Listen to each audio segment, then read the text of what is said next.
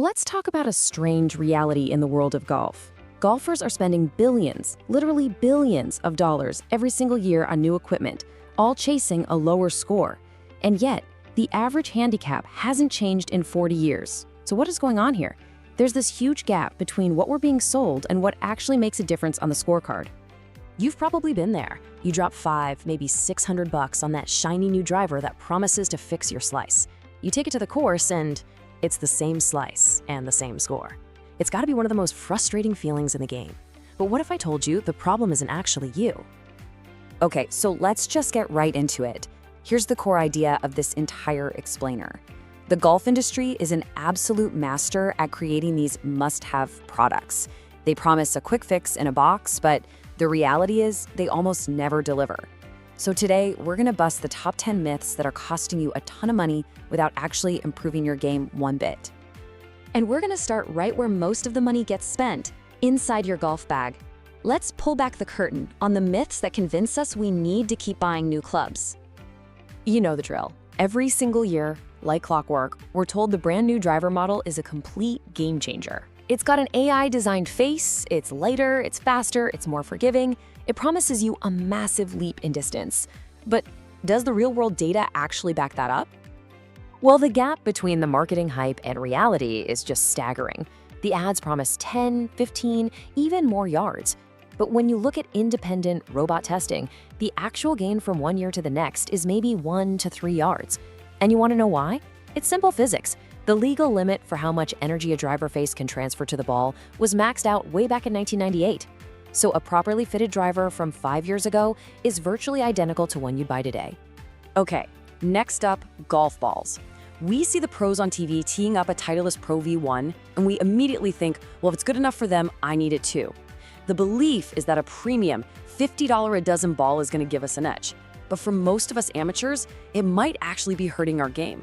See, here's the thing they don't advertise. The performance of a golf ball is directly tied to your swing speed. Those premium, high-compression tour balls, they're built for elite tour-level speeds. For most amateur golfers whose swing speeds are somewhere between 85 and 95 miles per hour, a mid-priced, lower compression ball will actually perform better.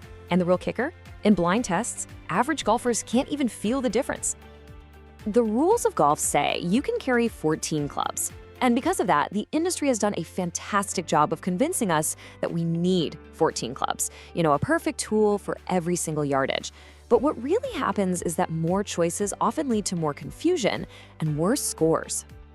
Just think about this for a second. PGA Tour pro Matt Kuchar once played a tournament round with just 8 clubs in his bag, and he shot a 71, right around his scoring average. For most of us amateurs who don't have perfectly consistent 10-yard gaps between our irons, a simpler bag actually reduces confusion and forces us to be more creative. All right, so we've debunked the myths in your bag. Now let's head out onto the course and tackle the myths about strategy and technique that are holding you back from shooting lower scores. Pick up any modern putter, and what do you see? It's covered in lines, dots, circles, all these high-contrast shapes. The marketing tells us these are absolutely essential for aiming the putter face correctly. But what does the actual science say? The research is fascinating, and it's pretty clear. How well these aids work is completely individual. In fact, for a lot of golfers, these lines and shapes create optical illusions that make them aim worse. Eye tracking studies have even shown that most of us aren't even looking at the aids during the actual stroke. Even the pros in blind tests showed no measurable difference in accuracy. Distance, distance, distance. The entire golf world seems completely obsessed with it. Every ad, every new product is focused on adding 5 more yards to your drive. But is chasing distance really the fastest way to lower your handicap? Not even close. Mark Verdi's groundbreaking strokes gain data tells the real story, especially for amateurs.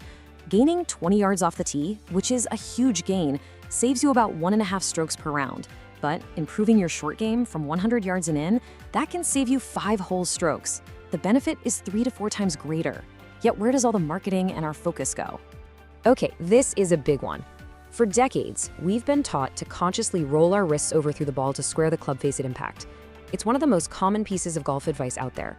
But modern high-speed cameras show us that's not what the best players are doing at all. The best ball strikers in the world have what's called a passive release. The club squares up all by itself as a natural result of good body rotation and swing path physics. It's a result, not an action. Trying to actively flip your hands at the ball is one of the biggest reasons amateurs are so inconsistent. All right, on to our final section. We've looked at equipment myths and on-course myths. Now let's debunk the flawed logic about the very process of getting better at this game. We're constantly told that buying clubs off the rack is a huge mistake, that every single golfer, no matter their skill level, needs to go through an expensive custom-fitting session to play their best. But is that really true for someone who's a 25 handicap? Here's the simple breakdown. For a golfer with a consistent, repeatable swing, we're usually talking about a sub-15 handicap player. Fitting is hugely beneficial. It helps fine-tune launch and spin. But for a high handicapper, their swing inconsistency is a much bigger problem than whether their clubs are 2 degrees upright. Their mishits are so varied that the subtle benefits of fitting are completely lost. We all do it. We watch the pros on TV with their powerful, flexible swings, and we think, I need to swing it just like that. The entire golf instruction industry seems built around this idea of copying a tour pro's swing, but this can actually be a really dangerous and counterproductive goal. The experts at the Titleist Performance Institute said it perfectly. Forcing your body into positions it physically can't handle is a recipe for disaster. It leads to more inconsistency and a higher risk of injury. Pros are elite athletes. The goal for amateurs should be to find a repeatable, efficient swing that works for their body, not someone else's. The market is absolutely flooded with these complex green reading books and high-tech devices that promise to solve putting for you. But here's a really telling fact. A few years ago, the PGA Tour restricted their use, and the pros' putting stats didn't change at all. For most of us, these things just lead to information overload and slower play, with no actual improvement.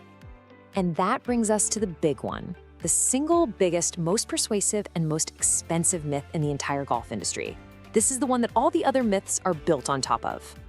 This is it. This is the core belief that the industry sells us over and over again. The idea that a product, whether it's a driver, a launch monitor, a training aid, can magically fix your swing flaws without you having to put in the hard work of practice and getting proper instruction.